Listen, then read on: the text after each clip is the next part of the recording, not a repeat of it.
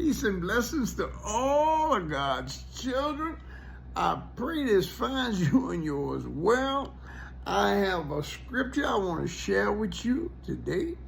It's Romans chapter 8, verses 5 through 12.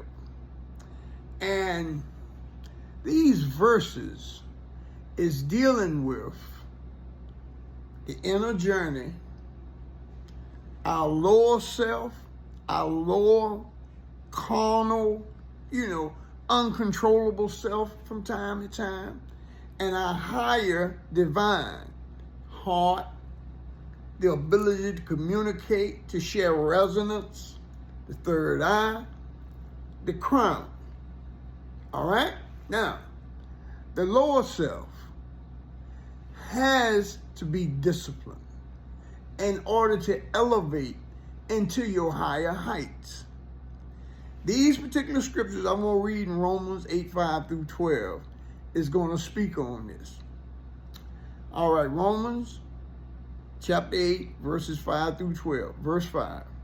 For they that are after the flesh do mind the things of the flesh, but they that are after the Spirit, the things of the Spirit.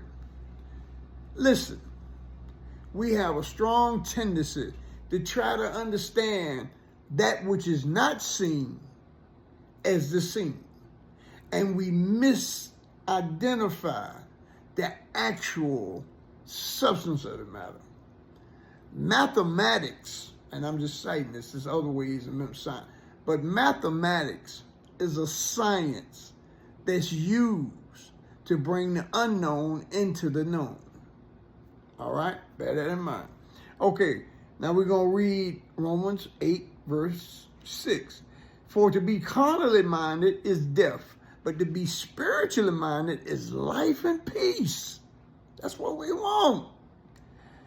Verse 7, because the carnal mind is in enmity against God, for it is not subject to the law of God. Its essence is disobedience. I'm going to do what I do. Personal pronouns. Me, mine, and thine. Okay. Neither indeed can be. In other words, it's in direct conflict to the statutes and the presence of God. Okay. Verse 8. So then they that are in the flesh cannot please God. I know what you say. Oh, that's you doing your thing. We are reading these scriptures as a way and means of understanding the uncontrollable forces in our lower self. It don't make you a bad person.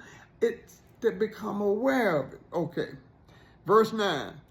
But you are not in the flesh, but in the Spirit, if so be that the Spirit of God dwell in you. Now, if any man have not the Spirit of Christ, he is none of his. All right.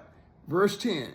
And if Christ be in you, the body is dead because of sin.